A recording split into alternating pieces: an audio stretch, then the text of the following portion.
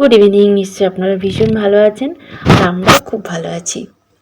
আর আজকে না আমি ব্লগটা সন্ধ্যে থেকেই করলাম। কি বলুন তো, সকালের দিকে ভীষণ ব্যস্ত ছিলাম, আর রবিবার করে এমনিতেই ব্যস্ত থাকি। আর মেন নিয়ে এখন এতই ব্যস্ত, সংসারে অর্ধেক কাজই পড়ে থাকে, সেটা আমি ছুটির দিনেই কভার করি। আর রবিবার করে তো আমার বাজার করতে, মানে ছুটি থাকলেই আমি বাজার করি। বাজার করে নিয়ে এসে সেদিনে না আর রান্না করার ইচ্ছা থাকে না। তার আগের দিন একটু রান্না করে রেখে দিই, সেটা খাওয়ার সময় গরম করে নিই। তো রবিবার সেই রকমই করেছি। বাজার করে নিয়ে এসে ছিল শনিবার, মাছটা একটু রান্না করে রেখেছিলাম, সেটাই গরম করে তিনজনে খেয়ে নিয়েছি। নিয়ে সমস্ত সবজি মাছ, রবিবার করে তুমি বাজার করলে একটু অনেক দিনের মানে সবজি মাছ বাজার করি, তো সেগুলো ধোয়াধুয়ি করতে অনেকটা সময় লেগে যায়। আর বেশি না তো, বেশ অনেকটাই সময় লাগে। তো সেগুলো তারপরে ধুয়ে শুকনো করে তবে আমি ফ্রিজের মধ্যে রাখি। তো সন্ধ্যাবেলা সব ভালো করে বেছে পরিষ্কার করে মুছে, লঙ্কাগুলো তো মুছে রাখতে হয়, তারপরে ধনে পাতার মানে গোড়াগুলো কেটে সুন্দর করে তারপরে প্লাস্টিকে করে করে সব রেখে দিয়েছি। ফ্রিজটা পরিষ্কার করলাম, মানে বিকালে অনেক কাজ করলাম। সেই সকালে ঘুম থেকে উঠেছি, কাজই করে যাচ্ছি। তারপরে প্রচুর বাসন, তারপর যেগুলো সবজি রেখেছিলাম সেগুলো সব পরিষ্কার করে সব গুছিয়ে রেখে দিলাম জল ঝরাতে। আর হাজবেন্ড আর মেয়ে ঘুমাচ্ছে। আর এদিকে জলের বোতলগুলো এলোমেলো হয়ে আছে, এগুলো সব মানে আমার রান্নাঘরটা না না গুছানো থাকলে আমার যেন মানে পরে আবার যখন রান্নাঘরে কাজ করতে আসবো তখন যদি দেখি এলোমেলো হয়ে আছে, আমার ভীষণ বিরক্তি লাগে। তারপর সবজি টবজিগুলো সব মানে যেগুলো বাদ সেগুলো সব টেবিল থেকে তুলে পরিষ্কার করে, আমার মানে কি বলবো, এটা বাতিক বলতে পারেন বা পরিষ্কার, যাই হোক আমার এগুলো করতেই হবে, নাহলে আমার যেন কেমন হয় জানেন তো। মানে আর ফ্রিজের মধ্যে মানে এটা ওটা এদিক ওদিক কাজকর্ম থাকলেই আমার যেন কেমন হয়। তো হাজবেন্ড ওই জন্য আমাকে ভীষণ বকেন যে তুমি এত কেন খুঁটিনাটি সবে করো। সেই সকালে উঠেছি আর সবে এখানে এসে মানে এখন সবে এসে আমি বসলাম। আর এদিকে মেয়ে একদিকে ঘুমাচ্ছে, হাজবেন্ডও একদিকে ঘুমাচ্ছে। তো আমি এসে বলি মেয়ে হিন্দুস্তানি, আর হাজবেন্ডকে বলি তুমি পাকিস্তানি, মাঝখানে কে? তো হাজবেন্ড একটা তখন কি বলেছিলেন একটা শব্দ, তো আমার সেই মুহূর্ত মানে যখন ভয় দিচ্ছি সেই শব্দটা আমার মনে ছিল না, ওই জন্য ভয়ের সময় শব্দটা বলতে পারলাম না। যাক, আর মেয়েকে আদর করে করে তুলছি, ওকে তো আদর করেই তুলতে হয়, অনেকক্ষণ ধরে আদর করতে হবে তবে ওর ঘুম ভাঙবে। তারপর সন্ধ্যেবেলা ঘুম থেকে উঠলো, ওঠার পরে তিনজনে মিলে একটু গল্প করলাম। আমাদের গল্প সবসময় চলতে থাকে, খেতে বসে গল্প, রাতে গল্প, রাত 12টা 1টা বেজে যাচ্ছে। আর মেয়েও আমাদের সঙ্গে জুটেছে, ও মানে ও সমান তালে এগিয়ে যাচ্ছে আমাদের সাথে। কি বলবো, যাই হোক জল তেষ্টা এত পেয়েছিল না কাজ করতে করতে, আমার নিজেরই খেয়াল থাকে না যে আমার খিদে পাচ্ছে বা জল তেষ্টা পাচ্ছে।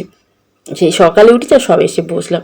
আর পাটা না ভীষণ ব্যথা করছিল, কারণ একদিন না বাথরুমে পড়ে গিয়েছিলাম। তো সেই সময় আমার কিছু মনে হয়নি বা ব্যথা বা কিছুই লাগেনি। তো অনেক দিন পরে না দেখছি মানে গোড়ালির কাছে মানে এত ব্যথা করে, একদম শিরাতে লেগেছে লেগেছে মানে লেগেছে না কিছু হয়েছে আমি বুঝতে পারছি না। তো হাজব্যান্ডকে বললাম, উনি ওষুধ দিচ্ছেন, কিন্তু বেশিক্ষণ দাঁড়িয়ে কাজ করলে বা একটু হাঁটলে না মানে আমার ভীষণ কষ্ট হয়। তো গল্পগুজব করে একটু টিফিন খাওয়া দাওয়া করে তারপরে এসে রান্নাঘরে ঢুকলাম। রাতের রান্না আজকে একটু স্পেশাল কিছু করার ইচ্ছা আছে, যেহেতু মানে দুপুরবেলাটা তো একদম একদম সাদামাটা খাওয়া হয়েছে। সত্যি ছুটির দিনে একটু স্পেশাল কিছু না হলে যেন মনে হয় একদম নিরামিষ নিরামিষ। আর মেয়ে শনিবার তো নাচের ক্লাসে যায়, তো শনিবার সন্ধ্যাবেলাটাও নাচ প্র্যাকটিস করেছে। আর আবার রবিবার ঘুম থেকে উঠে পড়াশোনা করলো, তারপর বললো মা আমি একটু নাচ প্র্যাকটিস করবো। ঠিক আছে, নাচ প্র্যাকটিস করছিল, আর আমি সেই সময় একটু শ্যুট করে নিলাম আর আপনাদের সঙ্গে শেয়ার করলাম। আর আমার তো ভীষণ ভালো লাগে ওর নাচগুলো। আর ওর নাচের আন্টি বলে যে তৃষা তুমি এত সুন্দর নাচ করো, মানে প্রথমে কেউ বলবে না ওকে দেখে যে ও একদিন এসেছে নাচের ক্লাসে বা 1 মাস হচ্ছে, সঙ্গে সঙ্গে না সব কিছু ক্যাচ করে নেয়। ওর মধ্যে এই গুণটা ভীষণ ভালো আছে। আর এই যে মেয়ে মটরশুঁটিগুলো সব ছাড়িয়ে দিচ্ছে, ও খুব লক্ষ্মী মেয়ে। ওকে বলেছি বাবু মটরশুঁটিগুলো ছাড়াও, আর মটরশুঁটি ছাড়াতে তো অনেকটা সময় লাগে, তো ওকে বললাম, ও ছাড়িয়ে ছাড়িয়ে দিচ্ছে ওগুলো।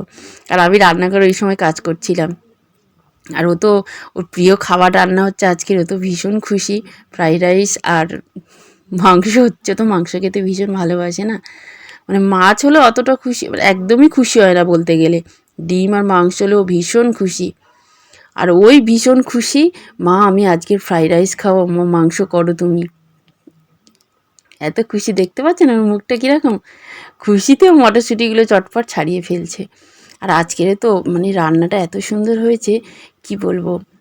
আর নতুন কড়াটা কিনে নিয়ে এসেছিলাম সেদিনে, সেই কড়াটাতেই রান্না করেছি। তো হাজবেন্ড আমাকে বলছিলেন যে দেখেছো তোমার তো কাজেই লেগে গেল কড়াটা। আমি সত্যিই ভাবতে পারিনি যে এত তাড়াতাড়ি কড়াটা ব্যবহার করব। হঠাৎই কাজে লেগে গেল। আসলে কি বলুন তো, আমরা তো এইসব মানে ফ্রাইড রাইস বলুন, বিরিয়ানি আমরা বাড়িতে তৈরি করি না। খাওয়ার ইচ্ছে হলে বাইরে থেকে কিনে আনি, বা কোনো অনুষ্ঠান বাড়িতে আমরা খাই, এইরকম। নিজে কোনো দিন করিনি। আর আমার হাজব্যান্ড এইসব, আসলে মোদ্দা কথা আমার হাজব্যান্ড পছন্দই করেন না যে বাড়িতে তুমি প্লেন ভাতের বদলে তুমি ফ্রাইড রাইস করো বা পোলাও করো। খেতে ভালোবাসি, বাইরে খাবো, কিন্তু বাড়িতে তুমি এটা করবে না। প্লেন মাংসের ঝোল আর ভাত বা মাছের তরকারি, অন্য কিছু এইরকম রান্না করে খাওয়া তো হাজব্যান্ড একদমই পছন্দ করেন না। তো আমি আজকে এটা করলাম, ভীষণ খুশি হয়েছে। আর আজকের এত সুন্দর রান্নাটা হয়েছে না। আর সবচেয়ে বড় কথা, কড়াটা রান্না করতে করতে আমার এত ভালো লাগছিল।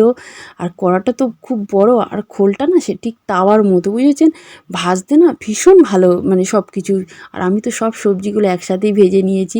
অনেকে তো আলাদা আলাদা করে ভাজে, আর কড়াটা ভীষণ বড় তো না, বিশাল, তো ওই জন্য ভাজতেও সুবিধা হয়েছে। আর প্রথমে আমি করলাম ফ্রাইড রাইসটা, আমি কিন্তু এই রেসিপিটা আমি দেখিনি খুব একটা ভালোভাবে, তো ভীষণ ভালো হয়েছে। আর এত ভালো হবে আমি ভাবতেই পারিনি। আর মাংসটা তো এমনিতেই আমি মাংসর রান্না ভালোই করি, কারণ আমার শাশুড়ি মা খুব ভালো মাংসের তরকারি করেন, আমার মাও, তো সেই জন্য আমি মাংসটা না খুব ভালো পারি। আর খেতে এত ভালো লেগেছে, মেয়ে তো খুব প্রশংসা করছে, আর সঙ্গে হাজবেন্ড। তো উনি এগুলো পছন্দ করেন না, কিন্তু করেছি, খেয়ে বললো খুব ভালো হয়েছে। আর সবচেয়ে বড় কথা, প্রথমে এত সুন্দর হবে আমি ভাবতেই পারিনি। তো আমার হাজবেন্ড তো আলু ভাতে দিলেও খেয়ে প্রশংসা করেন। তো সব খাওয়া দাওয়ার অনেকটাই করেছিলাম, তারপরের দিনেও খাওয়া হয়েছে। একদিনে তো শেষ হবে না। আর সমস্ত ভাতটা না এই কড়াতেই ধরে গেছে। আর সুন্দরভাবে করতে যে আমার অসুবিধা হয়েছে তা না, মানে 2.5 কৌটো চালের আমি রান্না করেছি, তারপর সবজি একটুও পড়েনি, খুব ভালোভাবেই আমি রান্নাটা করেছি। তো মাংসটাও খুব একটা বেশি রান্না করিনি, তবে মোটামুটি অনেক মাংস নিয়ে এসেছিলো, তো কিছু ফ্রিজে রেখে দিয়েছি আর কিছু রান্না করেছি। তো বড় বড় মাংসের টুকরো আমি বলেছিলাম করে আনতে। আর এই মানে আজকে যে স্পেশাল রান্নাটা, এটা অনেক আগে থেকেই ইচ্ছা ছিল, যেহেতু এই চালটা হাজবেন্ডই নিজেই কিনে নিয়ে এসেছিলেন। তো উনিই বলেছিলেন যে তুমি কিছু এরকম কিছু রান্না করো, মেয়ে তো খেতে চায়। আসলে ও বড় হচ্ছে তো, ওর মধ্যে এটা আছে যে মা আমাকে একটু ফ্রাইড রাইস, একটু চিলি চিকেন করে দাও বা বিরিয়ানি খেতে চায়। আর আমার হাজব্যান্ড পছন্দ করেন না বলে এগুলো বাড়িতে করা হয় না, বাইরে থেকে ওকে কিনে খাওয়ানো হয়।